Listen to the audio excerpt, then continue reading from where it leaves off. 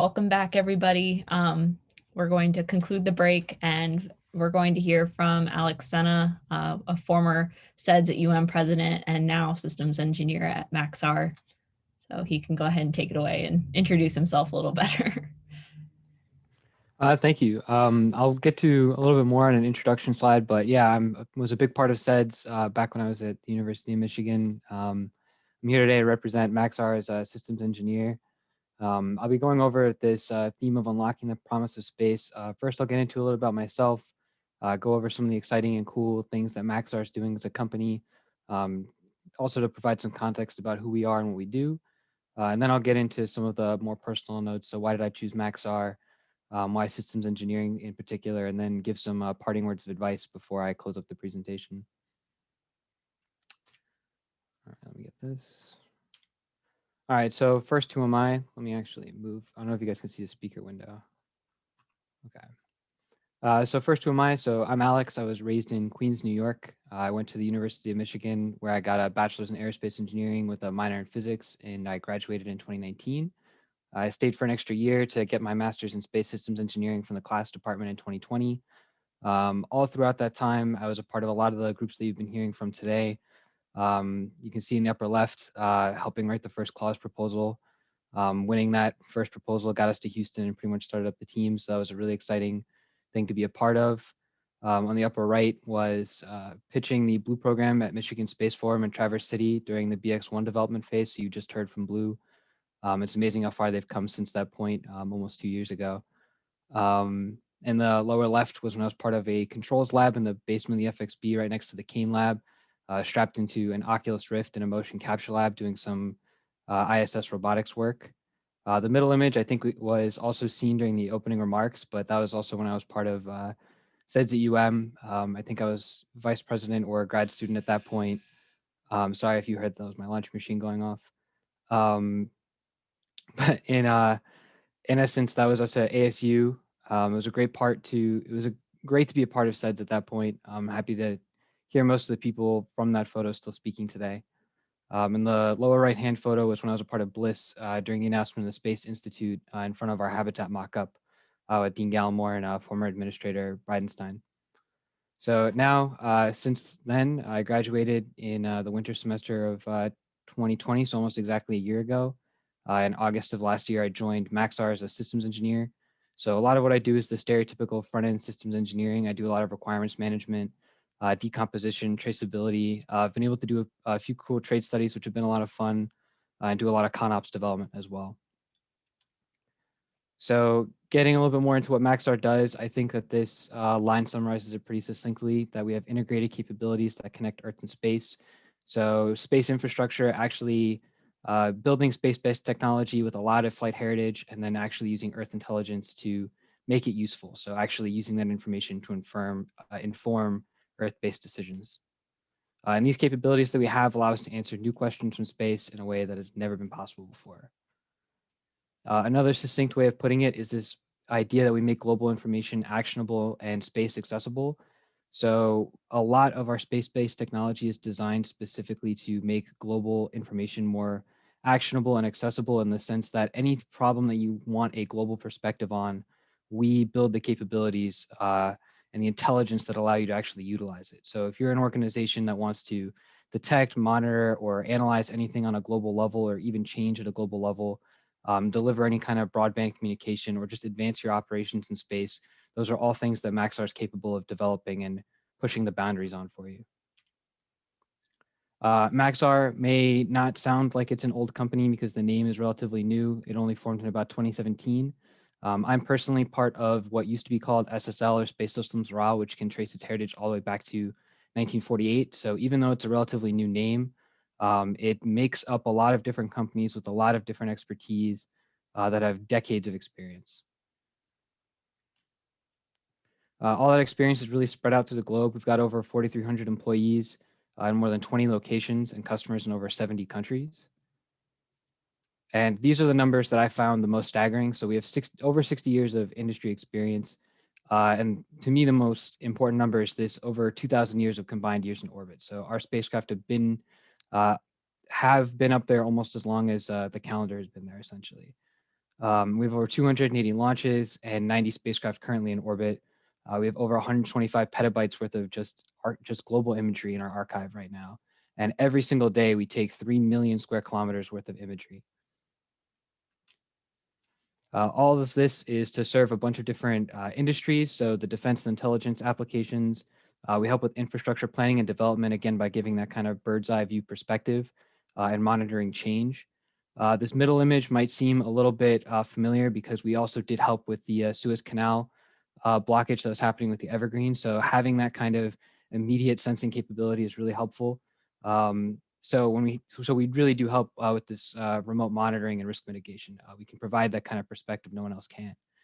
And these last two are actually very related for autonomous navigation and online mapping. I think my first pass whenever someone asks me what I do or what my company does is to send them to Google Maps and ask them to look for the little byline at the bottom that says provided by Maxar Technologies, because we do provide a lot of that satellite imagery. If you don't get to see it, at least check the Bay Area. We do like to provide the images of our own home pretty often. And most notably, what we're providing for is the NASA Artemis program. So this is what first put the company on my radar personally when I was still at university. Most of you, I'm sure, are aware the NASA Artemis program's goal to put the first woman and the next man in space, all keeping the future crewed missions to Mars in mind. Maxar was actually the first person to win a contract to build a part of this system, and that's the power and propulsion element for that lunar gateway. The power and propulsion element, it's really exciting. It's the first key component of Gateway. So the second this goes to space is essentially when Gateway is kicking off. It's there to provide essentially as the command module for those who are familiar with the Apollo architecture. So it's supporting the power, thrust, and critical communications, all for supporting human missions to the moon. It was developed using the Maxar 1300 platform. It's the world's most popular spacecraft. I'll get into what the 1300 is, but it's essentially a geostationary communications payload. So we're adapting a communication satellite to sustain human spaceflight, which is a really unique challenge at this point. On top of that, it's also pushing the boundaries of space. It's going to be 4 times more powerful than any existing solar electric propulsion system that's out there right now. So it's going to be on the new frontier. So we also do other satellites than just PVE, especially the standard 1300 class that I alluded to. It's a very flexible system. That type of spacecraft has been around longer than I've been alive. It was started sometime in the late 90s. And it's designed to be very standard, but also accommodate a lot of evolution and advances. And we're adapting it specifically now to be a modular satellite architecture. So something that can be a little bit more spread out and anticipate some different configurations and customer requirements right off the bat, rather than needing to do a little bit more design work up front. So this is a better look when I say that we have flexible satellite platforms. So on the right 2 images are 1300 class satellites. You can see that they can support really small missions, so a payload of as little as 20 watts or as high as 30 kilowatts.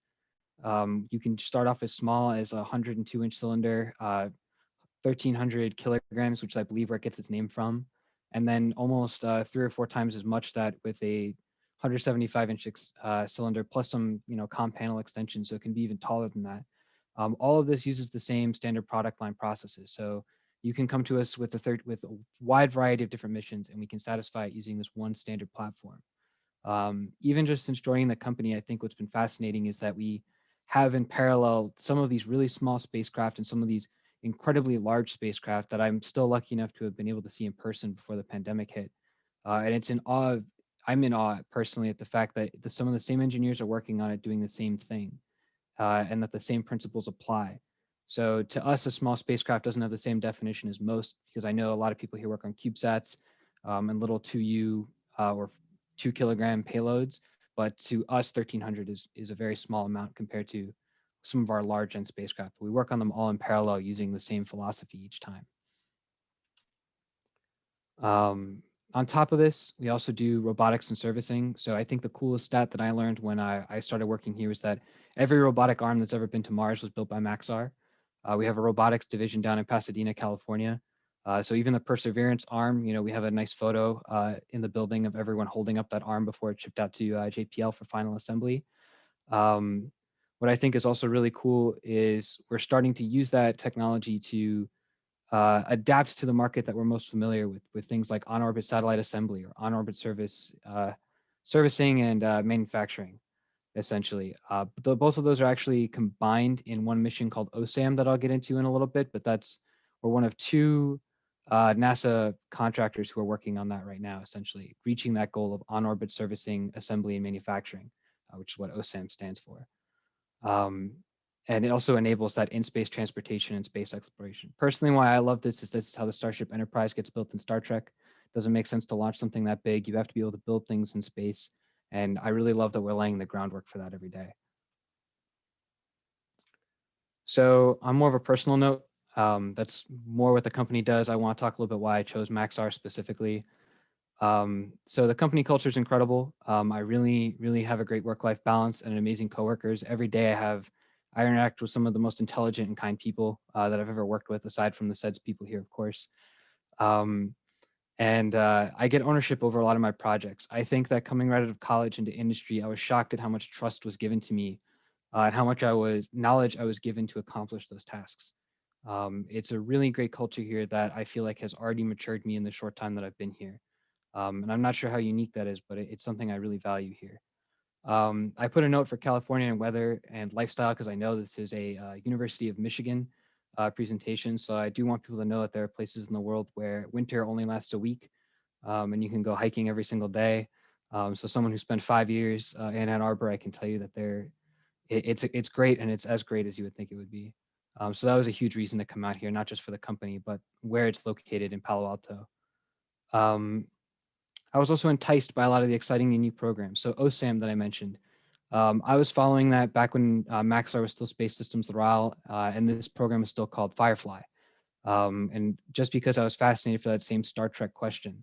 And even in just my first few months here, I'm able to help out with that program specifically in a meaningful way. And that's already incredibly rewarding to say, I'm excited about this concept. I'd like to join this program and do something meaningful. And you're given that opportunity. They see you're motivated and they want to help you develop your career in that direction. Something that I don't think got touched on here in the presentation is that we're also doing the Psyche mission. So we build the main satellite bus for that and then ship it down to JPL, who actually puts all the instruments on board. That Psyche photo in the upper left is actually the only time I've set foot on the Maxar campus when I interviewed in 2019. It's the only photo I have there. But it did kind of hit me when I was waiting for the interview to realize that the spacecraft that was actually going to be visiting this asteroid was sitting only a couple hundred feet away from me in our high bay. And that's true of every spacecraft that we're building. We design and build these spacecraft in our high bay. And so you really do get to see from the ideation all the way to testing and ship. So you get to see the full life cycle of any spacecraft that we produce here. And that's already incredibly valuable. The same is going to be true of PPE. It's nice to know that my desk will be overlooking the first part of a lunar space station that will hopefully be operating for decades. And seeing that go from the first panels coming in to solar panels going on to testing of components and then eventually being shipped down to the Cape or Vandenberg, wherever it launches from eventually. And again, that's a program that I was so excited about when I was a student. You know, this got selected when I was in undergrad. And to know that I can at least contribute to that project is incredibly rewarding. On top of that, this company has a lot of industry experience. Like I said, you can trace it back to 1948, which is pre-Sputnik, pre-Explorer 1, pre-Yuri Gagarin, back when it was just figuring out how to even reach the Kármán line at that point. And you can really feel that expertise and you can feel that heritage going all the way back. That's actually part of why I included the Elvis Aloha from Hawaii via satellite. Is I'm a vinyl record collector personally, and I have this hanging up on my wall right now. The satellite picture there is the Intelsat 4 spacecraft that did actually beam a live performance of Elvis. And not 3 days ago did I walk into a room with someone who was talking and reminiscing about walking into this high bay pictured below in the 70s and saying like, yeah, it was so annoying to incorporate that solar array drum on Intelsat 4 and be able to have a conversation with someone who was struggling to design something that I had just been taking for granted as a decoration on my wall. So you can walk in and find people who've been working on things all the way to the very beginning. And that's incredibly valuable as someone new to the industry. And I thought that when I came here that a lot of the lessons learned would be from mistakes. You assume that when you're in orbit for 2,000 years that you'd make a lot of mistakes, and mistakes have happened. But I think what I've been most surprised by is how much we've learned from our successes. How much you ask, how do you know this is going to work? What evidence is there? And someone can point to specific examples where something was done and then performed for decades in space. And that's an incredibly valuable insight to have, to see decades of heritage components and seeing the effects and developing the intuition for what it means to send something to space. And again, coming from a student who's never sent anything to space directly myself, and meeting people who talk about, the leaving the atmosphere like it's an old friend because they're so familiar with it, is incredibly valuable. And Maxar values that practical experience. I'm excited to say that starting the summer, I transitioned from being a theoretical front-end systems engineer to on the floor, actually verifying the front-end work that was done on the floor from a hardware perspective, from a testing perspective. And that's something Maxar puts a big emphasis on. They tell you that if you're going to work here, you should understand what it takes to actually make sure that this is working when it gets off the ground, to make sure that we're shipping something and sending something to orbit that will work and we're confident it'll work. And that's something that I've always wanted, not just to sit behind a desk, but to actually put on the bunny suit and plug in cables and shake things and test for rocket launches and failures and correct for those failures and catch them early. And that's something that Maxar's put a tremendous emphasis on. So this is, I think, a little bit more of a loaded question, which is why systems engineering? So I put it succinctly up here of defining how something is supposed to work gives you the ability to test if it's actually working. It's off. You can rarely go from a contract directly to starting work on something. You can't say something is working if you have no idea how it was supposed to work from to begin with. And a lot of systems engineering is defining that definition. It's a lot of anticipation. It's a lot of thinking through the logistics of things, and asking questions of, does this satisfy this? What does this mean? And actually cleaning up those definitions so the real work can actually begin.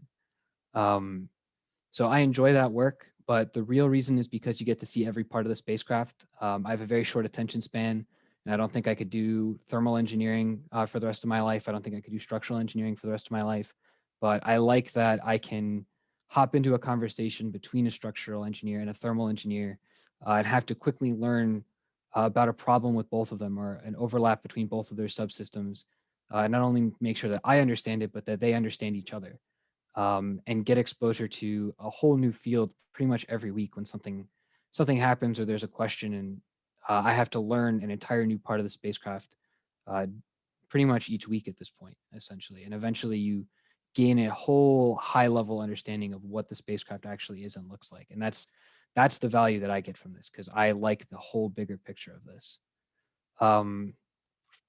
The second bullet point is important and I think underrated as well, which is making sure the end product is equal to the sum of its parts. This may sound intuitive, but no one person builds the whole spacecraft. You have to break up everything into digestible components that you can actually hand to someone and do as little tasks. And you need to make sure that once each person has done their part, that it comes together to satisfy the actual overarching goal. So that's that decomposition of systems engineering, making sure that you're actually giving people work that is meaningful, and when it all comes together will satisfy that high level goal at the end. And you do that at every level. So when I say capturing the needs, goals, and objectives at every level, it's a feedback loop. You need things at the lower level will inform the higher level at the lower level, and just constant back and forth, essentially. And this last one is something I like as well. Interpersonal work is just as crucial as technical work in this field. All engineering is done by people. When there's a thermal problem, you're not dealing with thermodynamics, you're dealing with a thermal engineer. You have to be able to communicate with them and understand their problems. And those skills are just as critical as the technical side. And it's important to note that no piece of technical work is valuable unless people understand it. You can do something in isolation, but if no one can do anything with it or understand what you're doing or why, then it's really not going to contribute to anything in the grand scheme of things. So that's a really important part of this as well, and part of why I like this. So I have some parting advice for students. I like this photo series because this is captures I've been doing the same thing since I was in high school. I wish I had a picture of Maxar, but I'm entirely virtual, but I'm sure that by now, if I was on campus, I'd also have a picture in front of a whiteboard by now as well. Um, but ever since I was in high school, I've been doing a lot of the same things, and I can trace a lot of the way I do things, where I learned things, all the way back to even first robotics down to like the first set of Tinker toys I got when I was 6 years old. Um, I think it's important as a student to realize that you're building those skills now. No matter how young you are, you're going to see from your career that your career started from the moment you were born, and that you're contributing from the get-go. Um, and I kind of broke it down into 4 pieces of major advice. The first one was follow your passions, and I know that's a little stereotypical and bumper stickery, but I want to expand a little bit more on that. um, Find things that are meaningful to you, because if you see a problem that bothers you or you really want to solve it, the odds are that's shared with others. If you can go to someone and say, yeah, I solved this problem because I thought it needed solving, it's often better than saying I solved this problem because someone told me to. And so when I say that, I mean put your work towards what you're passionate and motivated to do, and not just what you're doing but how you're doing it. A lot of what separates companies is not just like we're all working in the space industry, but we all have different approaches. And it's important to know that you want to work with people who understand how you work and you understand how they work.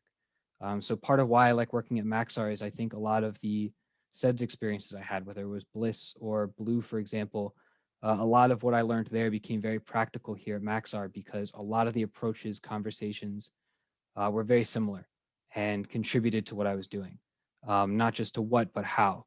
And that was really valuable when I came here. Your differences are valuable. Everything that makes you unique gives you a unique perspective. I think imposter syndrome is rampant, especially in academia. And I think it's easy to look around and want to be like an archetype of what you think everyone is. But I think it's important to know that what makes you different is the value you bring to the table at each point. Creativity inherently means looking for something new, and not providing just what's already there. So if you speak up, you say something that no one else is saying, or you bring something to the table that no one else is saying, that's important. And that's something that you need to be able to bring to the table and be proud of, and not just be afraid of being different. This third point, perseverance is key. I know students, especially students working in the pandemic, already know that not every day is going to be easy. And I wish I could say that changes when you go out to industry, but it really doesn't. The real important part is that it's worth continuing the work. It's important to know that it's worth continuing the work. And it's important to take on new challenges that will be hard, because a new challenge today will be a familiar one tomorrow. Think about the things that don't scare you now because you know you've already handled them. That's going to be true. That can only be true of new things if you take on something unfamiliar. And those difficult things are the ones that you're going to take the most pride in afterwards. When you look back at the things you've accomplished and you know how hard you worked on it, that's worth taking pride in. So when you feel that stress, that hard work, just know that in the end you'll be looking back on it the same way, knowing that you can admit to yourself, I worked incredibly hard on this, and you'll be truthful about that. And this last point, this is something that is stated over and over and over again uh, at Maxar. This is one of our core values at the company, and that's just that you matter. All of these kind of fold into that about being passionate, being different, and persevering. Um, if anyone makes you feel like you don't matter, or any institution makes you feel like you don't matter, that institution does not deserve you. Um, your mental health is important. Your happiness is important. All of these are things that you need to make sure you're taking into account when you make these decisions and you contribute to your work. So don't let anyone tell you differently. You matter at every step of the way, and you are a person above all in this industry. So with that, I'll close it off. And to any questions, if anyone here, I'm sure already knows how to reach me, feel free to do so. But anyone new, you can email me at alex.sena@maxar.com with any questions, insight, or anything else that I can solve. So anyway, thank you guys for having me. It's such a pleasure to be back at Space Symposium on the other side of the glass this time.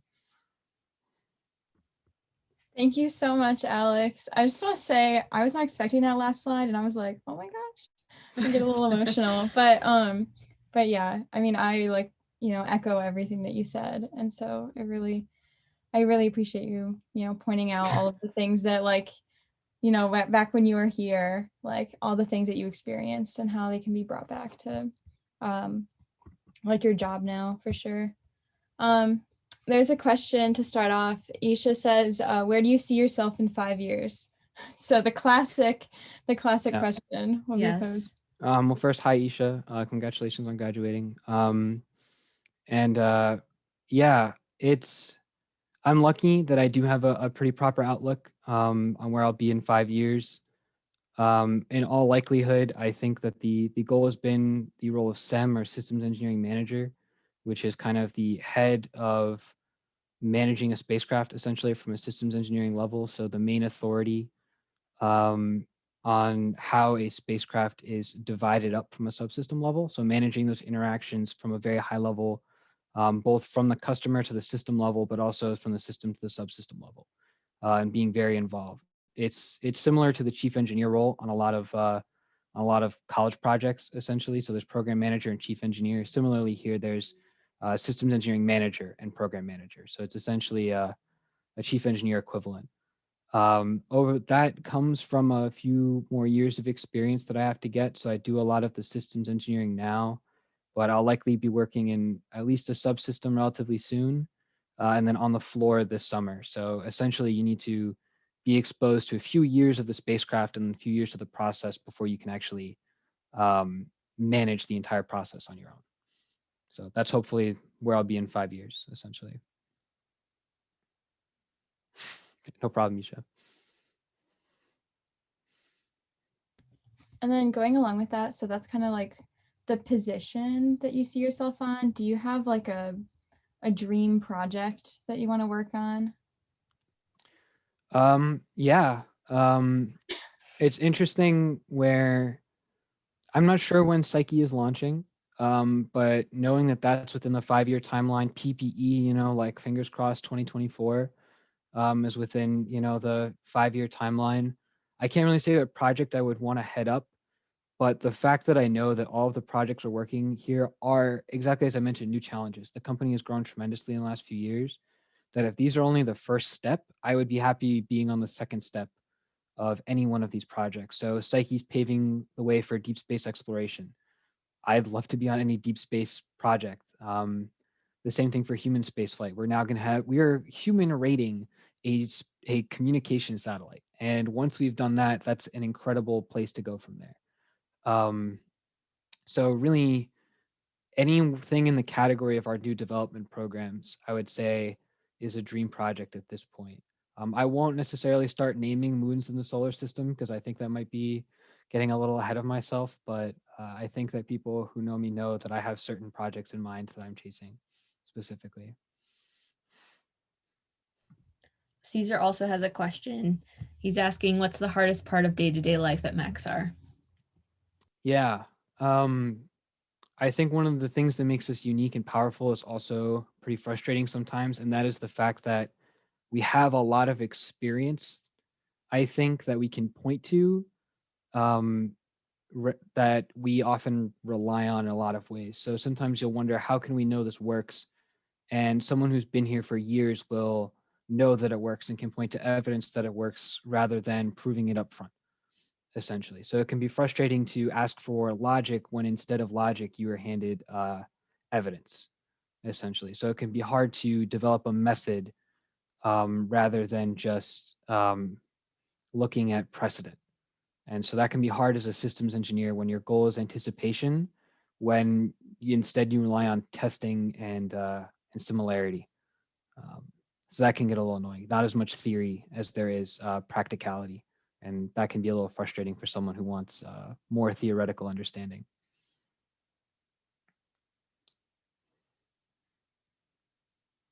No problem, Caesar. All right. Yeah. Thanks also for pointing out that like you don't need to specialize in a certain like subset, I guess, of engineering in order to work on space. Like as you mentioned, doing that cross-functional work is very important. Making sure communication is clear when you have so many moving parts, as you said. So I think that struck a little bit differently than some of the other talks that we've had today. Mm-hmm. And I hope people appreciate that. Yeah, I would also point out something that I think was said at a few space visions too, is like, you don't have to be an aerospace engineer to work in space. I work with so many people who are from a wide variety of different backgrounds, so many mechanical engineers, so many physics people who became thermal engineers or study the environment, for example. Our space environments group is mostly physics people. And some of them end up in systems engineering because you pick up the trade along the way. So if you want to be even a space systems engineer, you don't necessarily need a space systems engineering degree. But what I will also say is a space systems engineering degree can also inform subsystem work. If you're a thermal engineer and you already understand how your systems engineering manager is going to implement and run a whole program, then that's one less thing for you to have to learn and making it easier for you to just go about your job normally. So, yeah. Yeah. All right. Let's see. Check time. 4:45. So, All right. do you have any other questions? Going once. All right. If anybody else has questions for Alex, feel free to send them in the Slack or the chat. But otherwise, we will get ready for our next talk. All right. Awesome. Well, thank you guys so much for having me. Of course. Thanks for coming.